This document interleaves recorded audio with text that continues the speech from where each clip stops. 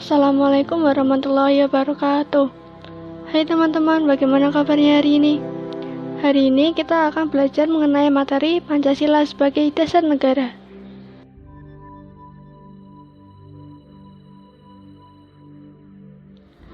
Pada tanggal 1 Juni 1945, Soekarno berpidato mengenai rumusan dasar negara Indonesia. Kemudian, Soekarno memberi istilah dasar negara dengan nama Pancasila.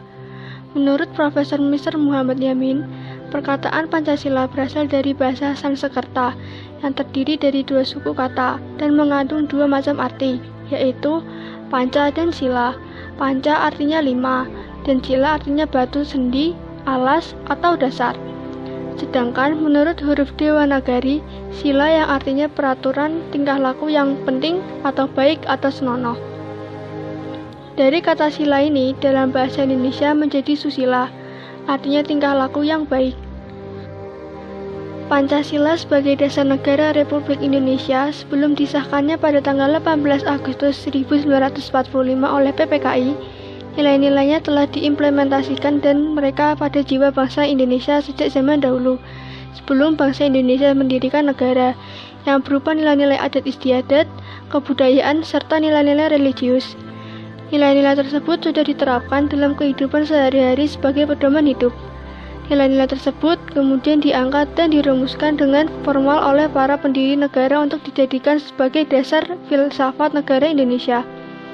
Proses perumusan materi Pancasila secara formal tersebut dilakukan dalam sidang-sidang BPUPKI pertama, sidang panitia 9, sidang BPUPKI kedua, serta akhirnya disahkan sebagai dasar filsafat maupun ideologi negara Kesatuan Republik Indonesia atau NKRI. Sedangkan BPUPKI pertama dilaksanakan pada tanggal 29 Mei sampai 1 Juni 1945. Sedangkan sidang kedua dilaksanakan pada tanggal 10 sampai 16 Juli 1945. Pada tahun 1947, Insinyur Soekarno mempublikasikan bahwa pada tanggal 1 Juni diperingati sebagai hari lahirnya Pancasila. Pidato Profesor Muhammad Yamin berisikan 5 asas dasar negara, yaitu peri kebangsaan, peri kemanusiaan, peri ketahanan, peri kerakyatan, dan kesejahteraan rakyat.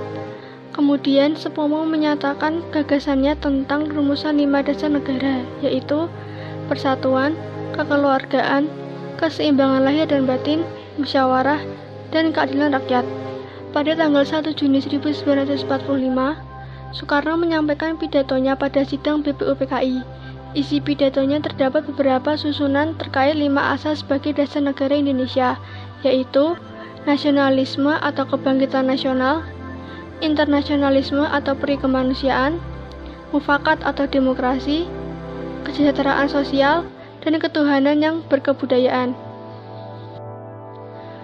Adapun tata urutan dan rumusan Pancasila yang termuat di dalam pembukaan Undang-Undang Dasar 1945 adalah ketuhanan yang Maha Esa, kemanusiaan yang adil dan beradab, persatuan Indonesia, kerakyatan yang dipimpin oleh hikmat kebijaksanaan dalam permusyawaratan perwakilan, keadilan sosial bagi seluruh rakyat Indonesia. Dalam sejarah perkembangan Pancasila sendiri terdapat 3 orde. Yang pertama, Orde Lama, kedua, Orde Baru, dan ketiga, Orde Reformasi. Orde Lama merujuk kepada masa pemerintahan Presiden Soekarno yang berlangsung mulai tahun 1945 sampai tahun 1968. Pada masa Orde Lama ini terdapat 3 tahap pada era kepemimpinan Presiden Soekarno, yaitu pasca kemerdekaan pada tahun 1945 sampai 1950. Ciri-ciri sistem pemerintahan kemerdekaan atau parlementer. Yang pertama, kekuasaan legislatif lebih memiliki kekuatan daripada kekuasaan eksekutif. Yang kedua, menteri-menteri yang ada di kabinet harus mempertanggungjawabkan tindakannya kepada DPR. Yang ketiga, program kebijaksanaan kabinet harus sesuai dengan tujuan politik yang dimiliki sebagian anggota parlemen tersebut. Demokrasi liberal pada tahun 1950 sampai 1959. Ciri-ciri demokrasi liberal. Yang pertama, Presiden hanya bertindak selaku kepala negara dan hanya berhak mengatur pembentukan kabinet. Yang kedua, Presiden dan wakilnya tidak dapat diganggu-gugat. Ketiga, kebijakan pemerintahan dipertanggungjawabkan oleh kepala pemerintahan yaitu Perdana Menteri. Yang keempat, Presiden memiliki hak untuk membubarkan DPR. Demokrasi terpimpin pada tahun 1959 sampai 1968. Ciri-ciri demokrasi terpimpin. 1. Dominasi presiden menguat. 2. Pembatasan peran DPR dan partai politik. 3. Peningkatan peran ABRI sebagai kekuatan sosial politik. Pada masa demokrasi terpimpin ini juga terjadi konflik antara Angkatan Darat, Presiden, dan PKI yang mencapai puncaknya berupa peristiwa G30 SPKI pada tanggal 30 September 1965.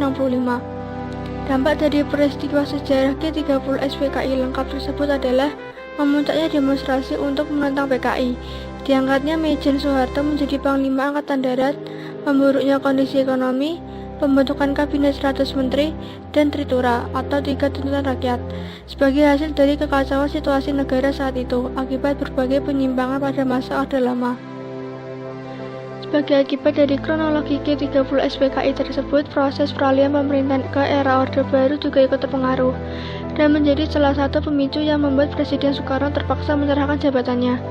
Kedekatan Soekarno dengan PKI membuat banyak kalangan tidak senang, dan pada akhirnya rakyat kehilangan kepercayaan terhadap kemampuannya memimpin negara. Karena Soekarno membiarkan tujuan organisasi PKI untuk menyebarkan paham komunis merajalela di Indonesia, dan kurang memperhatikan sektor ekonomi.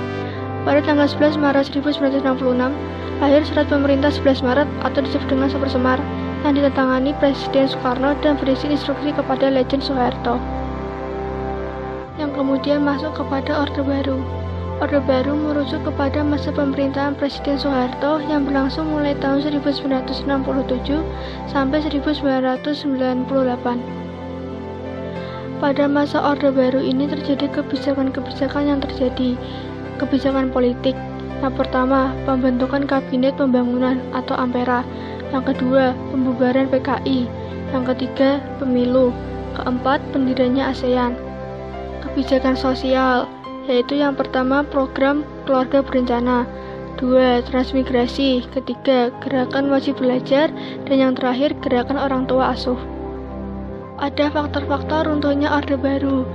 Yang pertama, krisis moneter, yang kedua, tragedi Trisakti, yang ketiga, penjarahan, yang keempat, mahasiswa menduduki gedung DPR. Kemudian masuk kepada era reformasi. Era reformasi atau era pasca Soeharto di Indonesia dimulai pada tahun 1998, tepatnya saat Presiden Soeharto mengundurkan diri pada 21 Mei 1998 dan digantikan oleh wakil presidennya saat itu B.J. Habibie. Presiden-presiden pada orde reformasi yang pertama B.J. Habibie dari tahun 1998 sampai 1999. Yang kedua, Abdurrahman Wahid atau yang kita kenal dengan nama Gus Dur pada tahun 1999 sampai 2001. Yang ketiga, Megawati pada tahun 2001 sampai 2004.